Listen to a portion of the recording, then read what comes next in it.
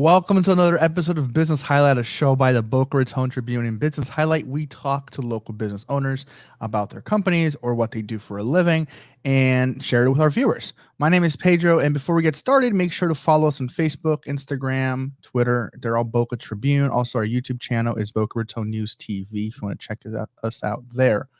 But today I have the pleasure of speaking with local author JD Netto. JD, thank you so much for taking your time and talking to us today. How are you, man? I'm good. How are you guys? Doing great, doing great. So for those that don't know you, let's just jump right in and introduce yourself. Tell us a little bit about yourself and go from there. Sure. Well, I'm JD. Been writing,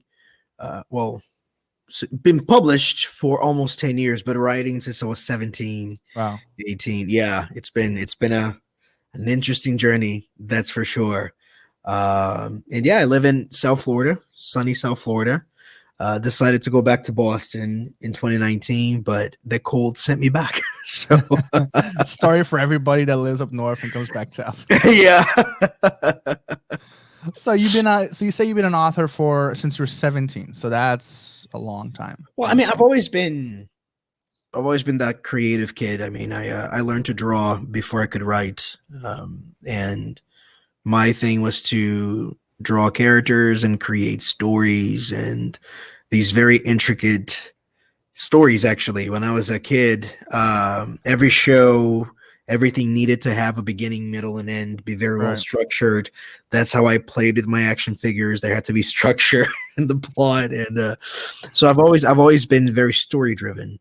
But I was around 16, 17 when I had the loose idea of what became my first series, and it was going to be a comic book at first. So that's what I was doing in the beginning. Wow. And so what kind of like made you decide to like jump into this whole author route instead of the artist route? I remember being very immersed into this comic book. I was still in high school, and I already had that light bulb go off. A novel is going to have a broader audience for this because the story and the world building was very intricate. And I was creating cultures and my own world, you know, and I knew that a novel would allow me to broaden what I was doing at the time. So I took that, and it eventually became The Whispers of the Fallen. And let's talk a little bit about your process, right? You know, everybody nowadays feel like wants to be an author, right? But how did you actually get to where you are today? You know, did you have any special type of training? Did you just learn on the go? Did you have like a lot of those School of Hard Knocks situation? How did that come about? I mean, when I decided that I wanted to write a book and actually have it published, I started reading copious books about, you know, the art of writing, the art of creating universes, writing fantasy, writing relatable characters. So I did my own research. That was my school. That was my training, pretty much. It was my own me pursuing that. That's awesome. Yeah, and then when I felt like I had a book ready, I wanted to do the traditional route first. So I queried a few agents, got rejected by everybody at the time. You know, I had never done anything in that industry before. So what I did was, I'm like, all right, I know Facebook marketing, I know Facebook ads. I'm an artist. I created the cover, hired an editor to polish the manuscript, started running ads on social media. I remember I opened the page March 2012 for a November 2012 release. I gave myself a deadline. Wow. And during that time, it just so happened to be this massive growth on Instagram on what eventually became Bookstagram. So Whispers dropped November 30th, 2012.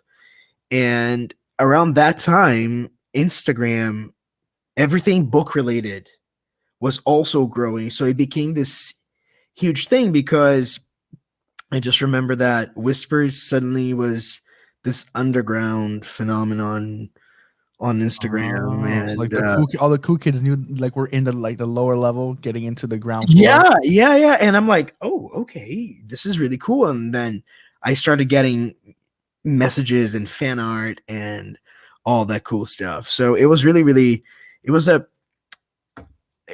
that's when I'm like, okay, this is going somewhere. But it was when I went to New York in 2014 for BookCon Hmm. that I understood what Whispers meant in that community, Wow. because it was the first time I was going somewhere and the readers were coming somewhere that we were going to be able to see each other. And I just remember that line, and I'm like, okay, this is much bigger than I thought.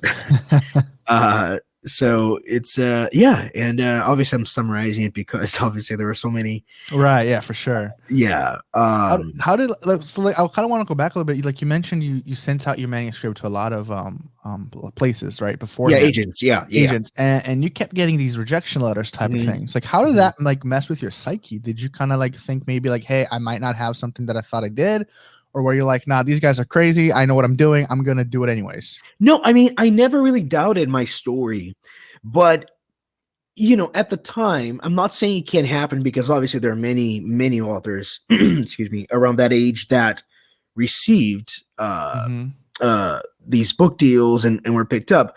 What I'm saying is, I was new. Right. So I also know that it's a business. So I'm like, okay, I can understand the rejection. There Mm-hmm. was only one that I'm like, this guy's dreaming, because the rejection said there was no market for a fantasy book with fallen angels in it. And Wow. that one I just remember being like, yeah, this no. Glad I didn't go that guy's route. Yeah, no, but I never doubted my story. I never did. That's good because a I lot of always people, knew. because I feel like a lot of people when they get all these start getting these rejections, right? They start like doubting what they were like their craft, right? Mhm. They're like, Yeah. maybe I'm not good. But so you, I like the anomaly that actually said no, like whatever they say is whatever. I strongly believe in this. I'm gonna go it my own way.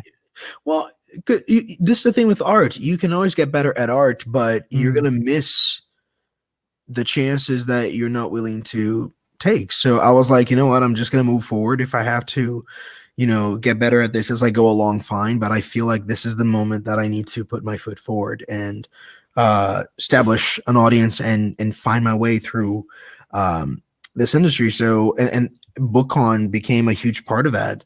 yeah. In 2014, I actually got a memo from BookCon saying that Rebellion was one of the books that people were searching for throughout the entire event.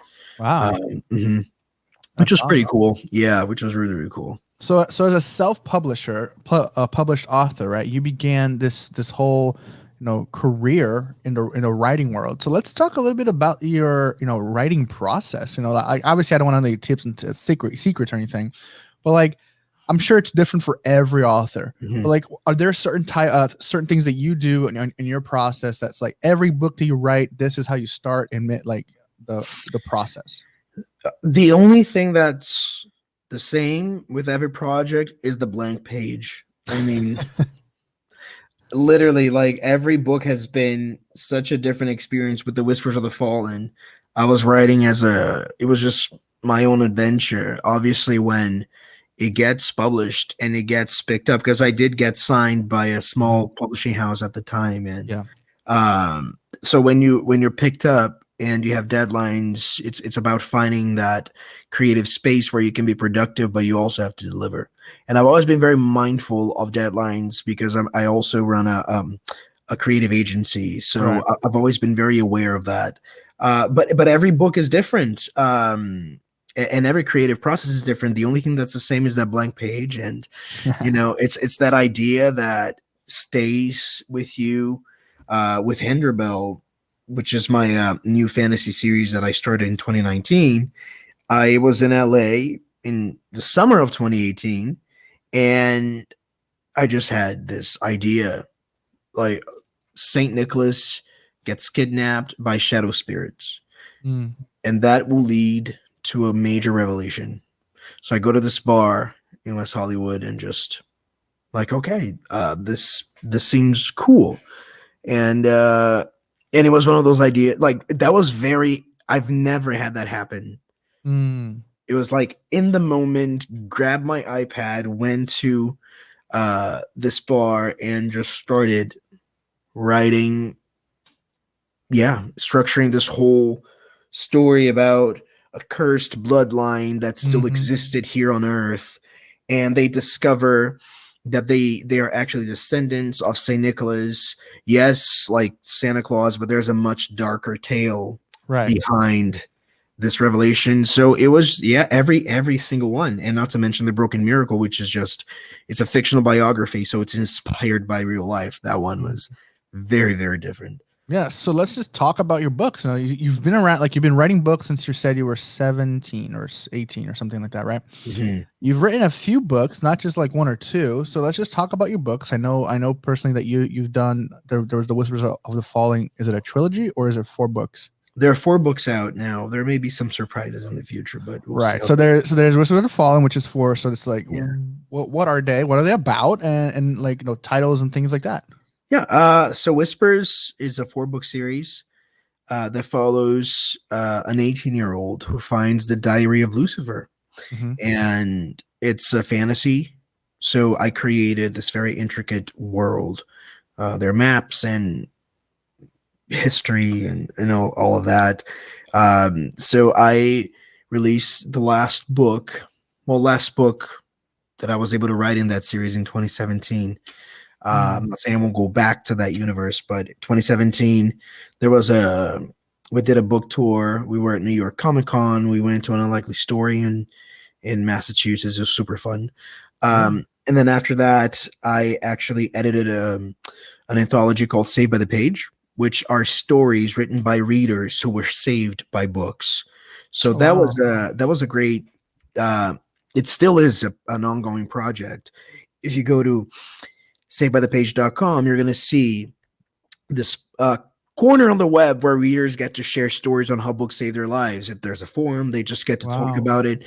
But the stories were so powerful that I decided to actually select 44 of them and put them into an anthology and publish it and have it out in the world. So I did that. And afterward, I did Hinder Bell. And after Hinder Bell, The Broken Miracle came along, which is these novels. It's a 2-part series, and they're inspired by the life of Paul Cardall. He's a very renowned pianist, Mm-hmm. and he was born with half a heart. Wow. Yeah. So writing in that mindset, in that environment, was definitely different from anything I had ever done before. So I know it's hard to ask this question because you're gonna say probably all of them. But if you had to pick one of the books, which one was probably your most like the one that you enjoyed the most writing, or the favorite one that you had a good time writing? But I'm sure you're gonna say all of them. But I'm gonna tell you, say don't say all of them. Pick No, one. I will say Henderbell because Henderbell, I had like it was my breathing room, Right. like to create something new. Whispers was done, um, and when Henderbell happened, the Broken Miracle at the time, there was just talks about it. There was nothing substantial, so I'm like, I'm gonna take this time to write something Mm-hmm. for fun and something that I want to enjoy, and I've always loved Christmas, and I knew I wanted elements of Christmas in this first book Right.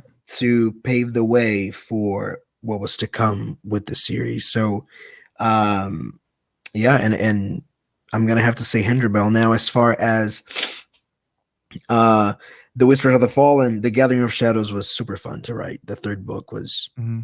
I had a lot of fun with that as well, and with the Broken Miracle, it's not that it isn't fun, but I you saw that, right? I almost I didn't say anything when I saw it. so it's not that the Broken Miracle wasn't fun.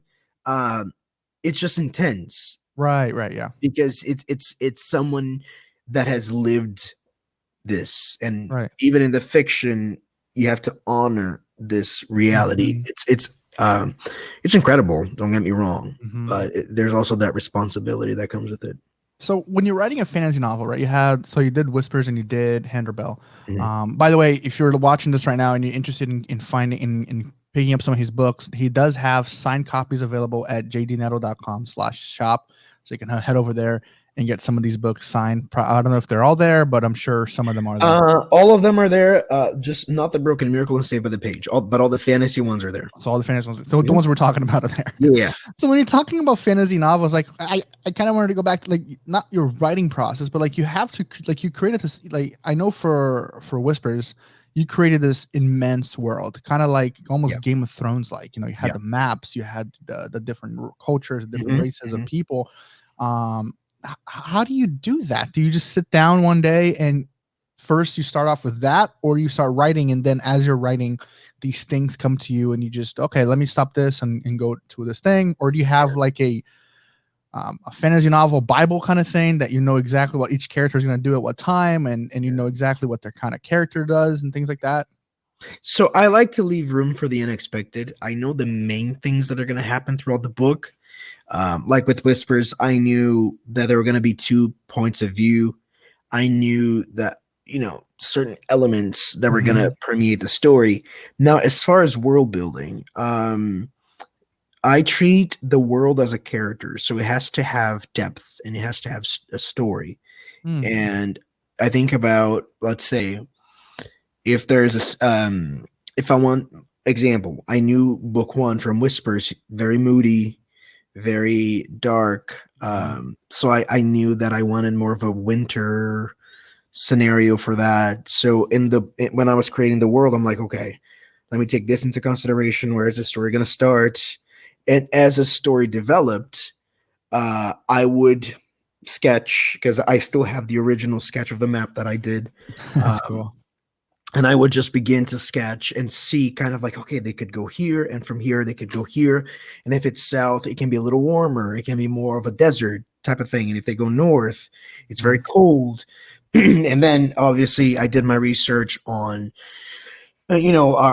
history, a lot of history, a lot of it, especially with Whispers. There's a lot of Greek mythology influences, and I mean the name Mhm. of the world is Elysium, and I wanted Mhm. people to be like, is this Elysium from Greek mythology? And then they're like, no, this is not paradise at all. you know but with Henderbell, it's the same thing. And book one, but Henderbell, the difference is it's more of a, so you have the beginning of this book happening in our world, and then you have the rest of the book happening in this fantasy universe that is found inside a tree. Oh wow, Yeah. cool. So Henderbell brings fantasy into our world. Whispers is completely its own thing. Our world doesn't exist in that Okay. environment. Okay. Um, am I gonna make all my universes collide in the future? Who knows? Who knows? You might see a A pianist mashup. in Henderbell, a matchup or something. That's awesome. So changing a little bit from just talking about the books, but kind of talking about life a little bit. Obviously, we all know that a year ago everything shut down, everything was Mhm. crazy. We were like off air, we're just joking about BC, I don't know, before COVID.